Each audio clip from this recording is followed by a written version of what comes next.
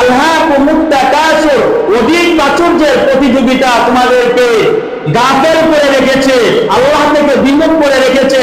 হাত্তা যুরতুমুল মাকাবির, যতক্ষণ না তোমরা কবরে না যাইবা ততক্ষণ পর্যন্ত তোমরা এটা বুঝবা না। আল্লাহ বলেন কাল্লা সাউফা তা'লামুন, কাল্লা কখনো না, সাউফা অতি শীঘ্রই, তা'লামুন তোমরা জানতে পারবে।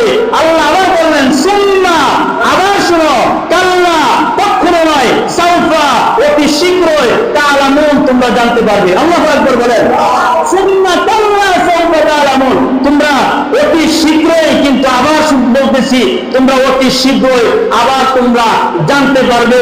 কাল্লা লাউ তা'লামুনা ইলমাল ইয়াকিন, আল্লাহ আবার বললেন কাল্লা কখনো নয়, লাউ তা'লামুনা তোমরা যদি জানতে, ইলমাল ইয়াকিন তোমাদের যে জ্ঞান, তোমাদের যে প্রত্যয়, এই জ্ঞানে যদি তোমরা জানতে তোমাদের এই আচরণের পরিণতি কেমন হবে, তাহলে কখনো তোমরা এরকম পরিণতির কাজ তোমরা করতে না।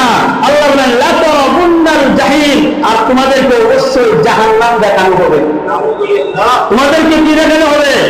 লাতারাবুন্নাল জাহিম, তোমাদেরকে এই জাহান্নাম অতি শীঘ্রই দেখানো হবে।